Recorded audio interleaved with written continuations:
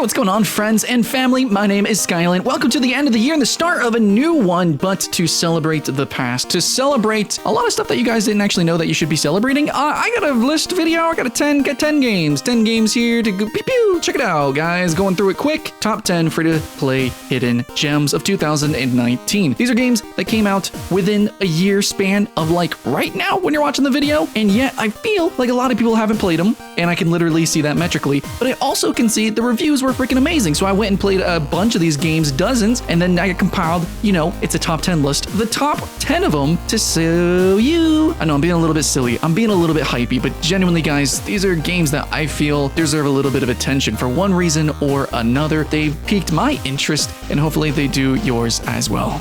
Sincerely and seriously, let's keep the hype alive. If you found a really cool game that you didn't know about, remember to bump the thumb and don't forget to sub. Okay, here's the top 10. Okay, so the first game that I want to mention here is a game called Feud, and at first glance, it looks like a chess derivative. It looks like it's just like a super minimalistic chess game, and it's supposed to just kind of be a brain puzzly teaser game. And there are titles like that, such as Simply Chess and a few others that you can find on mobile devices. Played those, check those out. I'm a big fan of analog and board games, especially for my background of making them at Full Sail University, studied for video game design, and even before then, I made stuff like this all the time. But Feud goes above and beyond, don't worry. It kind of combines rules of chess and inspiration from Go, puts them together, and then also a little bit of tactics inspiration. If you ever played something like Final Fantasy Tactics, it's really like the smallest, really most minimalistic versions of all those things combined, which is so exciting for this game. It's free, you can check it out, and I promise you it's deeper than just small chess. It's got online verses, and the AI is pretty competent, I think, even on the easiest difficulties. So yeah, Feud, guys, for my board game lovers who love, there's a new surge of digital board games coming out, and Feud is really one that you shouldn't miss on that wave. Okay, coming in at number 9, I'm gonna put La Rana. Now, La Rana, I got some issues with it. Of course, this is still a review. I feel like the movement speed is a little slow. I kind of don't like that the text for the story is way up top, and a few other things, but overall, it's a really pretty game. It's really cute, and I feel like this is kind of a fun, family-friendly style game, which isn't always on my list, but some people do want to find games for their kids, especially, they want some free little game that they can play with their kids or something like that, or you're just looking for kind of a more wholesome time. La Rana is going to be that. It's a puzzle platformer that it's not really like platforming. You're not going to be wall jumping and things like that. It's really more of a puzzle-based experience that just happens to involve platforming.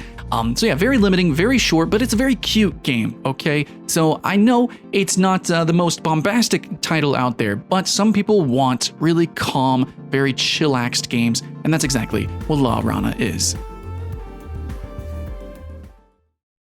Next up on the list, we have something a little bit more hypey, and that's going to be Frost Runner. For the most part, this isn't too ridiculous for this genre, which is really just emergent. This isn't an endless runner. This is kind of a speed runner game. It's got really small maps, and it's all about getting to the end before the timer runs out, and also before anybody else does by, climbing the leaderboard by just being fast, okay? Fast AF Frost Runner is that kind of game, but again, really the most dramatic mechanic in this game is going to be the tether mechanic, but for the most part, it's just simple run, jump. Of course, the maps, the level design, everything like that, as small and short as they can be, you're gonna have ice, you're gonna have moving platforms that change your momentum, of course the tethers, but I have to say, for myself who's just now getting into this genre, Frost Runner was really the one that was really most straightforward. It wasn't overly complex, and it was a really good title to get me up and running in the runner style gameplay.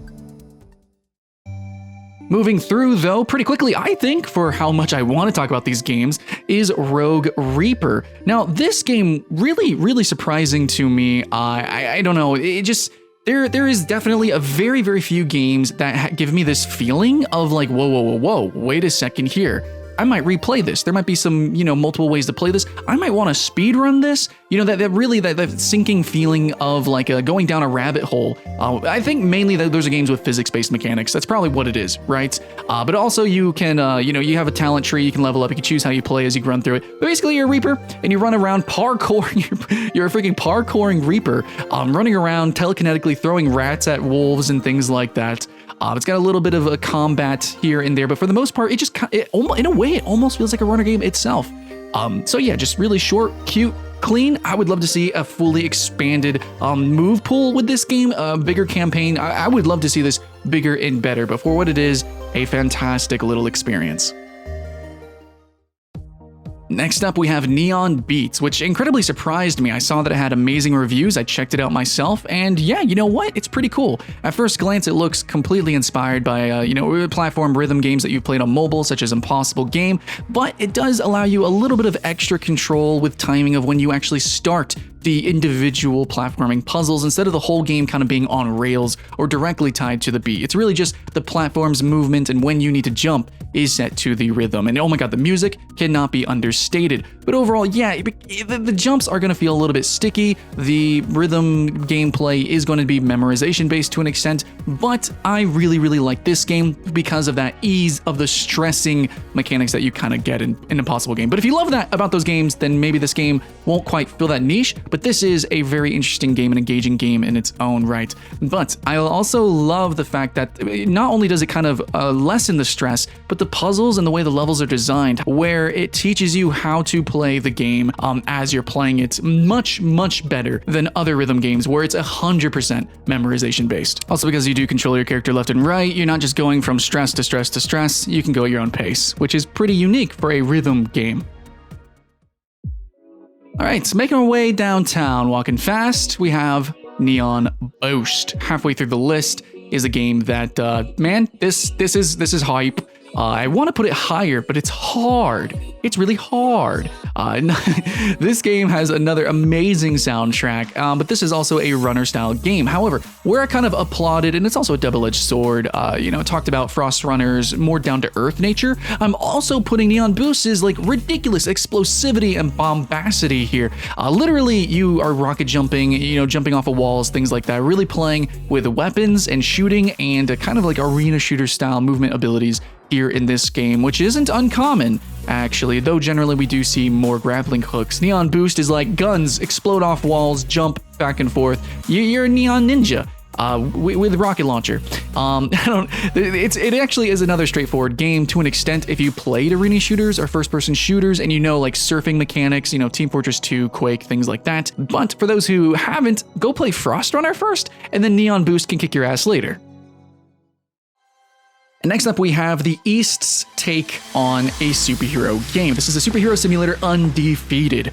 And it would be a little bit higher, but some people have started talking about it, taking notice of this game. As short as it is, it's still a pretty interesting simulator style. It's not that silly. It's not too cheesy. There is some sincere, pretty serious action in this game. Very Dragon Ball Z, very vertical. Kind of reminds me of something like Armored Core, actually. It's a very spectacle. I'm not going to say it's just like Devil May Cry or Bayonetta, but it just gets to that levels of speed and ridiculousness that the East does so great compared to, like, if you look at Western games, even Western, style superhero games. The closest is DC Universe Online, which can get pretty fun, but even then, Undefeated is just like bonkers Sonic booming around. You're clapping bosses, literally like slicing the air, shooting out blades of air. It's fun. But yeah, you pretty much just run around a city, you help people from little disasters, fires, lift up rubble, and fight a couple of bosses. I believe, and most people I think who have reviewed the game believe, that it is noteworthy because it just goes a little bit above and beyond what you kind of want in a Superman-style game. You actually perform feats of great strength and agility, faster than a speeding bullet kind of stuff, Gives you that fantastic power fantasy that you would want in, the most powerful superhero archetype. Really shouldn't be that rare, but it is. And the East is showing us how it's done.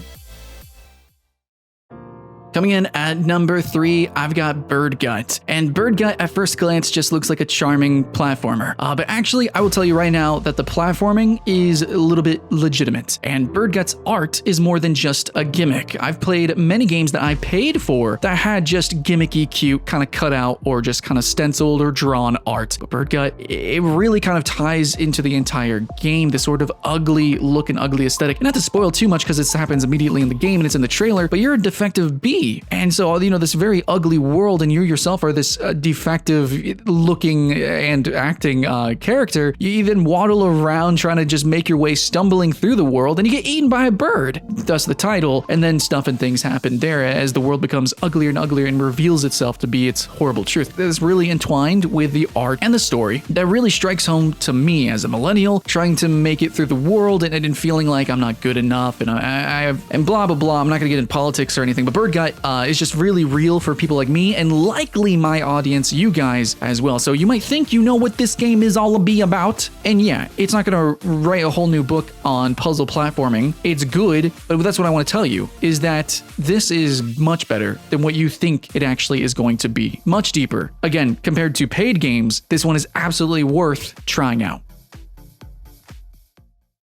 Number 2, I have Atma, and for a hidden game, it's pretty darn hidden, and every pixel is a gem when it comes to this very unique color palette, as well as the story is kind of twisty. It's a little bit uncomfortable for someone in the West, I think. It has this sort of a Hindu mythology inspiration, and I really appreciated the themes of balance, which also ties in with the Ludo narrative of the mechanics. For instance, whenever you do have the combat, instead of being able to just hack and slash at any one enemy, you have to draw lines and shapes between two different creatures or chain them all together so that it kind of, I don't know, does some weird spiritual balancey thing. That's what the whole point of the game is. And then they I don't know, it like exercises the spirits or whatever. So a lot of very strange characters, very strange visuals, and of course, again, that pixel art, the color palette, it all comes together to be very otherworldly, again, especially for someone who is in the West, which if you can't tell, that's me. And probably you. Atma is in fact the game that inspired me to go down this rabbit hole of finding these strange like college game prototypes and demos, projects, these experimental video game experiments that still had like a level of polish and production that you might expect from paid games. Now they might be short, they might be weird, but I invite you to dip your toe into the waters. It might be a little bit cold at first, but under the surface, you will make memories and you will have experiences. You will see worlds with ridiculously different colors than you've ever seen before. The overall flow of the game is very slow, and the puzzles are reminiscent of, I don't know if you played this game, but Illusion of Gaia from the Super Nintendo, and maybe some older Zelda games as well. You can feel almost kind of walking simulator-y between the puzzles and the action. Very sparing, but again, Atma is pretty much the inspiration of this list and many, many more to come. So I'm really glad that I had the chance to play it, and hopefully, now that you know about it, you will too. Before we get to number 1, I actually have some honorable mentions. Again, I played a lot of different games and I want to talk about a lot of them, but there's 2 that I'm kind of leaving off. Now, I already said and have mentioned and shown that some of these games are basically demo-y or they're very small, they're kind of projects. But the game that I want to talk about, Unsung Warriors, first here for honorable mention, is literally a prologue. So it's kind of designed like that. I'm not uncomfortable actually even putting demos, like literally claimed demos on lists like this. It's just, I don't know, it's kind of give and take. I'm choosing to take this one. Really interesting, polished mechanics overall, and I really like the physics-based fighting. Normally in these sort of side-scrolling action games, they might have platforming, but this one actually feels like a platform puzzler where even the fighting can be kind of part of the puzzle. It reminds me of the physics-based combat inside of Might and Magic Dark Messiah, where you have to kick people into spikes and things or kick people off the level. This game does that, actually. Overall, the art style is very comic western, but, you know, I appreciate it. I think it's cool. The game, you know, it downloaded pretty quick, jumped into it, and I was pleasantly surprised at the puzzles. Now, you can actually play this co-op, though I guess it doesn't have online co-op right now. I don't know. But yeah, it's a prologue-style game. I guess technically a demo, so can't put it as a full title. Next up, also for honorable mention, is Mushroom Cats. And the reason that it didn't make it, despite being very highly reviewed, as well as being underrated, you know, is because it's like, it's so short that I really, if I went the full minute talking about this game, I would have shown like all the gameplay. It's just kind of an experience. It's like a interactive art piece thing. It's cute. I think you should still try it, so honorable mention.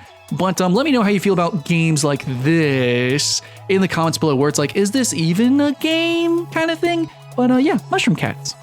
Cats on Mushroom.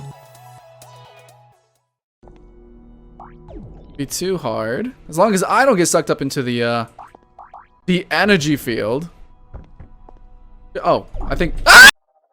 And now our number 1 is a game called Gravitas. Now, when I did my stream Let's Play, I was during like a Twitch little kind of marathon event where I was just checking out a bunch of weird games. I saw a bunch of free-to-play games that seemed kind of weird, and I just wanted to play them. And Gravitas was the last one that I was checking out because it was Portal inspired. I figured, it's probably going to be decent. But when I first logged into it, I thought that I played a few of these Portal inspired games, and they just are, they ooze that like I'm copying homework kind of feel. But Gravitas is like, wow, they've added on to it. They've compounded it, and they kind of went into a different direction that sort of filled in the gaps of like puzzles and jokes that you don't get in the original Portal game, which I thought was really good. So Gravitas is not just a copycat game, but it is very, very similar. Same humor style, same style of levels and aesthetic, and yeah, it's a Portal-like game for sure, absolutely. But I'm putting it at number 1 because people don't know how good it is. You might write it off as a clone-style game, and it is in a way, even to the point where you point and shoot, and then you have something that brings you somewhere else to an extent. It's not going to be as winding or weird or wild as Portal. It's definitely kind of down to earth, as funny as that is from a game about gravity, but the humor, the voice acting, the dialogue, and I really appreciated the puzzles. Everything is to a top-notch AAA quality. I would consider this a AAA free-to-play game. But yeah, for the most part, you are just kind of shuffling around boxes, and it is short, but this is also the game that I feel is just the most approachable. Now, I know you're looking for hidden gem free-to-play games. You want weird experimental games. You want games that people haven't talked about. But this is the game that I think is the most shareable and the most likable by the most amount of people. And for that, I really, really appreciate it. I understand that the Portal formula used to be very experimental and weird and has become kind of refined and known over the years, but it's really cool that a game can come out of that and not come out looking like a poser, but looking like they're following their inspirations and doing it justice and properly. That is Gravitas. And in its own way, which is kind of the theme of the game, but this honestly feels like video game as art. Which honestly, if you look back at everything that I've talked about today, you might say that for almost every game on this list as well. And I just feel like Gravitas is the shining example of that. But guys, that's going to be it for my top 10 hidden gem free games. Yeah, art as games and games as art. These are experimental games that try to do something new or rewrite a formula that might be a little bit used. These are titles that come from all sorts of different walks of life and try to do radically different things. And I don't know if this video is going to land for everyone, but hopefully some game here has caught your attention. You now know it exists, and now you can go and check it out because you know what? It's free. There's not too much to lose, if anything, from giving it a shot. So you guys, if you played any of these games or if there's some that I missed and you want to shout out, that's the whole point of all these videos. That comment section is a fun place to hang out in. So please do let us know below. That's all I gotta say, guys. This year's been so great, so fun, so fantastic, and I can't wait to do it all over again next year. Here's to new friends, new games, and sharing new experiences together. Much love, friends and family. My name's Skylint, and I'll see you in the next one.